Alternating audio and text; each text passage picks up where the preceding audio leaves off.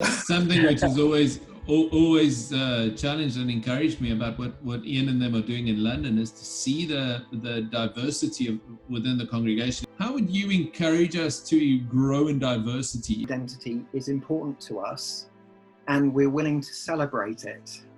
And then we've worked at trying to include some of those things. So at the moment, it's really interesting. The Black Lives Matter thing is exploding in London at the moment.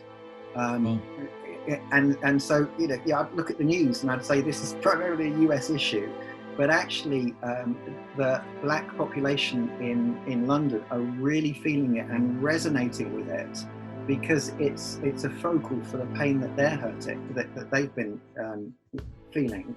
And so we're having to do a lot of work to stand with our black folk and say, you really matter, and we're standing with you.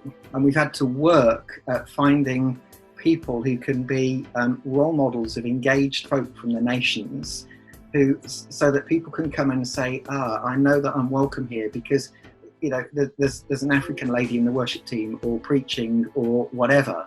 And I still don't think we're diverse enough, but I think we've had to understand that cross-cultural work is not easy, and you've got to understand some of the key things to make other cultures welcome. The intentionality definitely helps, but the other thing that I'm hearing you say, which I think is so valuable, is how do you dig into people's heritage and acknowledge the depths of heritage? Because I think sometimes in the church we so want to transcend race in saying, we're all one in Christ, one new man in Christ. We transcend the racial discussion.